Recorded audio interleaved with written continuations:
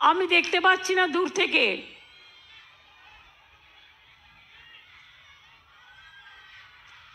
ওই যে একখানা ব্রিজ দিলাম এক্ষুনি, একটা দিয়েছি, তোমরা বলছো এটা আমি নজরে রাখবো। একবারে তো সব হয় না, আস্তে আস্তে বাবু, টাকাটা জোগাড় করতে হয়। তো কেন্দ্রীয় সরকার টাকা দেয় না। 2,02,00,000 লক্ষ্মীর ভাণ্ডারের ছেলে মেয়েরা আছে, লক্ষ্মীর ভাণ্ডারে মায়েরা আছে। আমার কন্যাশ্রী প্রায় 1 কোটি কাছাকাছি, শিক্ষাশ্রী, ঐক্যশ্রী, লক্ষ লক্ষ কোটি কোটি মানুষ পায়। আসলে যেখানে বাংলা হচ্ছে নদীমাতৃকা দেশ, সব জায়গাতেই সবাই চায় একটা করে ব্রিজ হোক, কিন্তু সেই টাকাটা জোগাড়ও তো করতে হয়। আগে 2টো ব্রিজ করে দিয়েছি, আবার আমি একটা ব্রিজের কথা বলে গেলাম। আবার যখন টাকার সংকুলান হবে, আমাকে 16 লক্ষ বাড়ি আবার করতে হবে।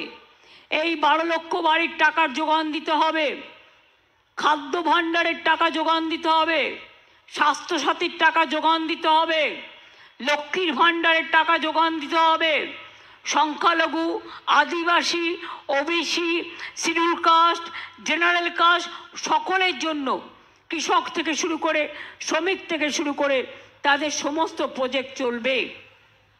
আমি যখন রেল মিনিস্টার ছিলাম, জানেন তো, আমি যখন রেল মিনিস্টার ছিলাম, আমাকে সবাই বলতো আমাদের বাড়ির সামনে একটা স্টেশন করে দেবেন।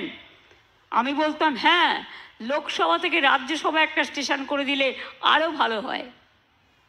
সুতরাং এটা মানুষ বলতেই পারেন যে ইছামতি নদীর ওপর 1000টা ব্রিজ হোক, কিন্তু সেটা তো সম্ভব নয় ফিজিক্যালি। তাই জেটির উন্নয়ন করা হচ্ছে, জেটি ঘাটের উন্নয়ন করা হচ্ছে, লঞ্চ বাড়ানো হচ্ছে, স্পিড বোট বাড়ানো হচ্ছে, এবং ট্রান্সপোর্ট থেকেও যা যা করার সেগুলোও করা হচ্ছে। তাই আপনাদের সকলকে আমি বলবো, পিঠে পালো হচ্ছে মা বোনেরা, পৌষ পার্বণ হচ্ছে, মেলা হচ্ছে, পিঠে পার্বণ হবে, ইতু পুজো হয়ে গেছে, লক্ষ্মী পুজো হবে, নবান্ন হবে। সবাই ভালো থাকবেন।